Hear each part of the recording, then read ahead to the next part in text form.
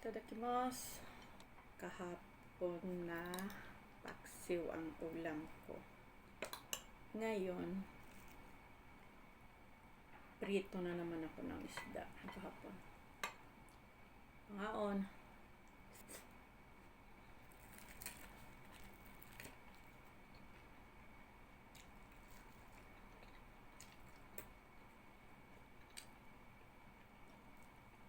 Palagi may suka.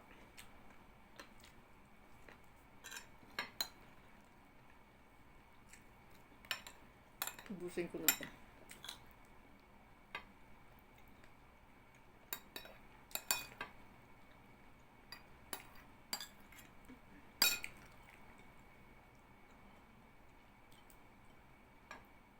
Ito lang kanin ko.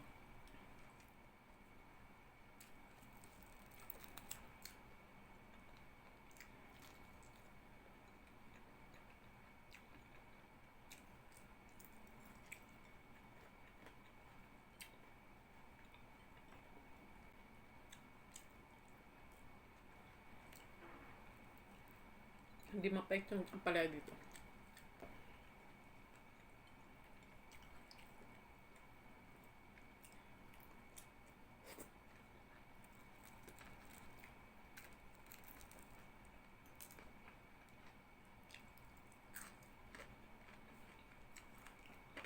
Kasi minsan, bibideo ako.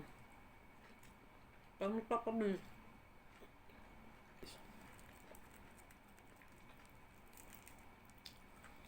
Tapos, diba, ino-off ko na yung video. Sabi ko, relax. Parang gano'n. Ewan ko bakit. Hindi naman mahaba, diba? Iksian lang. Siguro sinasadya lang din. Ini-edit. Diba? Alam mo naman yung ini-edit na binibilisan. Sa normal na ano. Kung nasa Pilipinas tayo, marami tayong mauulam. Tingnan lang dun.